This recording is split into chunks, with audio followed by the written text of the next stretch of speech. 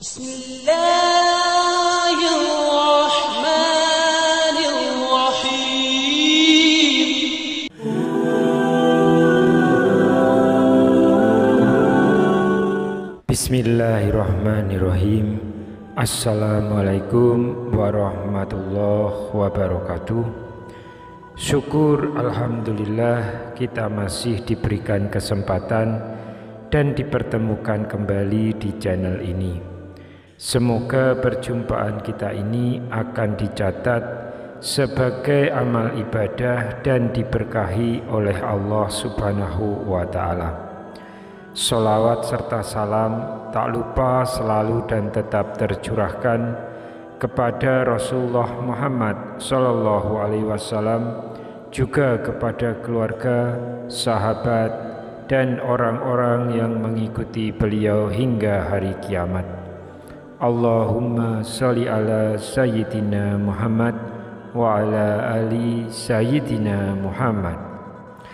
Harapan dan doa saya untuk sahabat-sahabat semua, semoga Allah selalu memberikan kesehatan lahir maupun batin, dilapangkan rezekinya, dimudahkan dalam segala urusan, dipanjangkan umurnya, dan dijaga setiap waktunya selalu dalam kebaikan, baik di dunia, baik di akhirat. Amin ya robbal alamin. Sahabat Oberpedia yang dirahmati Allah, di kesempatan kali ini saya akan membahas mengenai kehebatan atas kuasa Allah melalui Al-Quran, sehingga bisa menambah dan meningkatkan benih-benih keimanan kita kepada Allah Subhanahu wa Ta'ala, dan semakin meneguhkan akidah kita dalam sebenar-benarnya agama, yaitu Islam. Saat ini di bulan Syawal ini, beberapa daerah di Indonesia, khususnya di waktu saat ini, saat video ini dibuat, Yogyakarta sedang diguyur hujan yang sangat deras. Bagaimanakah Islam melihat hujan sebagai suatu kekuasaan Allah Subhanahu wa Ta'ala? Apa yang diceritakan dalam Al-Quran mengenai hujan? Sahabat Oberpedia yang dirahmati Allah, hujan merupakan salah satu bentuk presipitasi uap air yang berasal dari awan yang terdapat di atmosfer.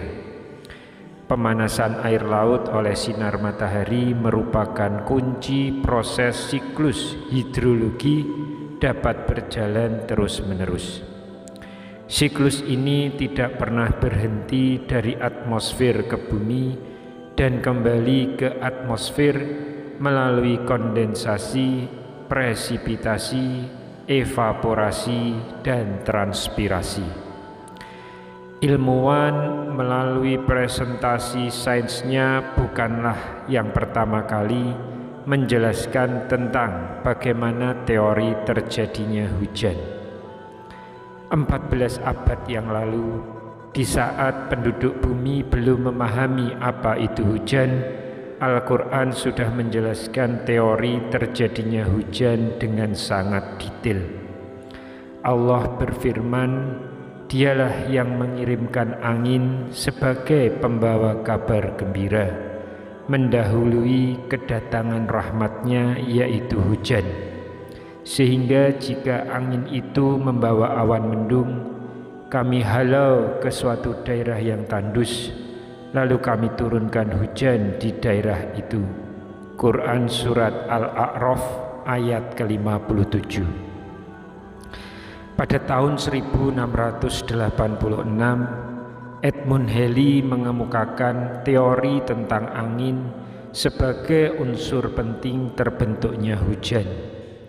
Ia mengemukakan istilah angin monsun yang terjadi akibat adanya perbedaan panas antara daratan dengan lautan sebagai hasil dari zenital Mars matahari. Adapun kata monsun ini hanya digunakan untuk sistem angin. Dengan teori ini, maka para ilmuwan pun akhirnya bisa menguraikan dengan lebih rinci tentang proses terjadinya hujan. Dimulai dari gelembung-gelembung udara yang jumlahnya tak terhitung, yang dibentuk dengan pembuihan di lautan, pecah terus-menerus dan menyebabkan partikel-partikel air tersembur menuju langit. Partikel-partikel yang kaya akan garam ini lalu diangkut oleh angin dan bergerak ke atas di atmosfer. Partikel yang disebut aerosol ini membentuk awan dengan mengumpulkan uap air di sekelilingnya yang naik lagi dari laut sebagai titik-titik kecil dengan mekanisme yang disebut perangkap air. Proses selanjutnya, uap air yang sudah menjadi awan tersebut digerakkan ke dataran untuk menjadi hujan. Hal ini diterangkan dalam firman Allah Subhanahu wa Ta'ala, Allah, Dialah yang mengirim angin, lalu angin itu menggerakkan awan, dan Allah membentangkannya di langit menurut yang dikehendakinya dan menjadikannya bergumpal-gumpal. Lalu kamu lihat hujan keluar dari celah-celahnya. Maka apabila hujan itu turun mengenai hamba-hambanya yang dikehendakinya, tiba-tiba mereka menjadi gembira. Quran Surat Ar-Rum ayat ke-48.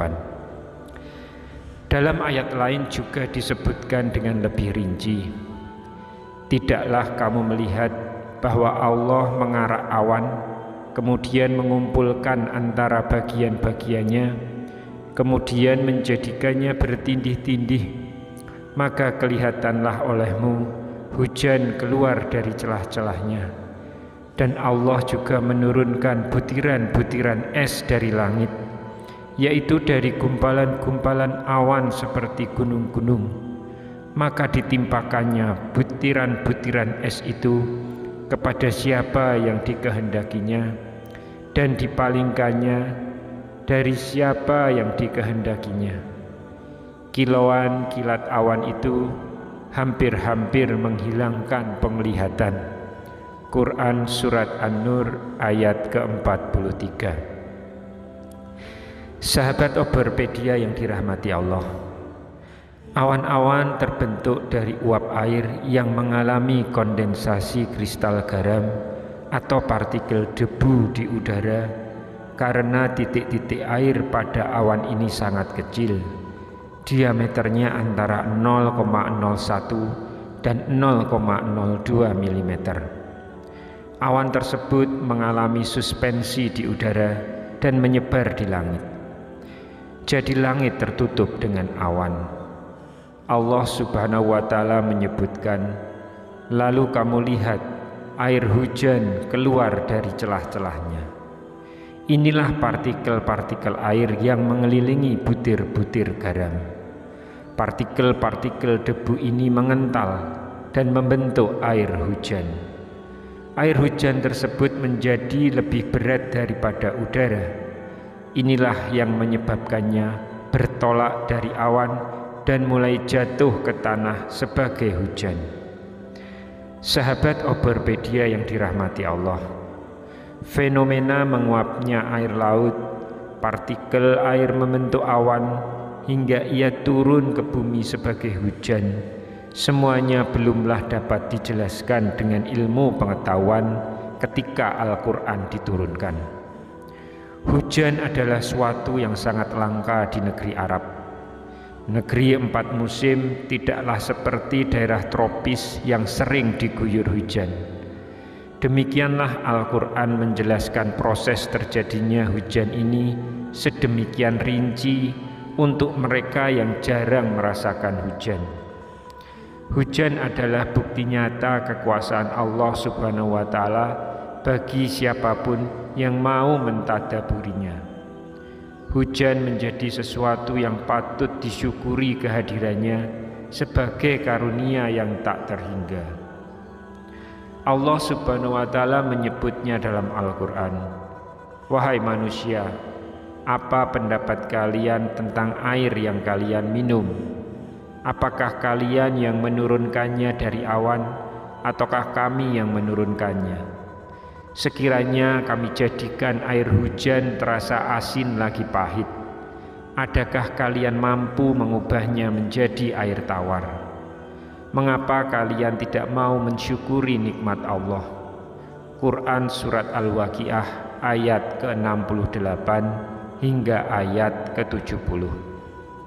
Sahabat Oborpedia yang dirahmati Allah, teknologi modern pun hingga saat ini masih belum mampu mengubah jutaan kubik air laut yang asin menjadi air hujan yang tawar. Bayangkan saja, jika air hujan yang turun itu masih terasa asin. Tapi Allah Subhanahu wa Ta'ala Maha mengetahui kebutuhan hamba-hambanya. Ia ciptakan sistem alam yang memfilter keasinan partikel air tersebut. Dalam firman-Nya, wahai manusia, kami telah memberikan air minum yang tawar, yaitu hujan, kepada kalian. Quran Surat Al-Mursalat ayat ke-27. Allah Subhanahu wa Ta'ala menciptakan hukum fisika yang dapat mengubah jutaan kubik air asin tersebut menjadi tawar. Berdasarkan fisika ini, dari manapun asalnya penguapan air ini, maka akan tetap menjadi air hujan yang bersih. Apakah partikel air tersebut menguap dari laut yang asin, dari danau yang mengandung mineral, atau bahkan dari kolam lumpur yang kotor sekalipun, air hujan akan jatuh ke tanah dalam keadaan murni dan bersih. Inilah yang diterangkan Allah dalam firman-Nya, kami turunkan air hujan yang bersih dari langit. Quran Surat Al-Furqan ayat ke-48. Sahabat Oborpedia yang dirahmati Allah, Allah Subhanahu wa Ta'ala juga menjelaskan fungsi dari air hujan tersebut. Tidak hanya untuk kebutuhan manusia, tapi juga untuk hewan dan tumbuh-tumbuhan. Firman Allah Subhanahu wa Ta'ala, Dialah Tuhan yang menurunkan hujan dari langit bagi kalian. Di antara air hujan itu ada yang menjadi minuman, ada yang menumbuhkan pepohonan, dan ada pula yang menumbuhkan rerumputan yang menjadi makanan bagi ternak kalian. Quran Surat An-Nahl ayat ke-10. Dalam ayat lain, Allah juga berfirman, kami turunkan air hujan yang barokah, banyak manfaatnya dari langit. Kemudian dengan air hujan itu kami tumbuhkan kebun-kebun dan biji-bijian yang dapat dipanen. Quran Surat Qaf ayat ke-9. Jadi sudah seharusnya ketika seseorang melihat hujan, ia bisa merasakan kemahakuasaan Allah Subhanahu wa Ta'ala. Dalam firman Allah, di antara bukti kekuasaannya adalah kalian dapat melihat bumi ditundukkan untuk kepentingan manusia. Apabila turun air hujan ke bumi, maka tanah menjadi subur dan menumbuhkan tumbuh-tumbuhan yang segar. Tuhan yang menyuburkan bumi yang gersang itulah Tuhan yang kelak menghidupkan kembali orang-orang yang telah mati. Sungguh Allah Maha Kuasa berbuat apa saja. Quran Surat Fussilat ayat ke-39. Semoga ulasan singkat ini bisa menebalkan kembali keimanan kita kepada Allah Subhanahu wa Ta'ala. Wallahu a'lam bishawab.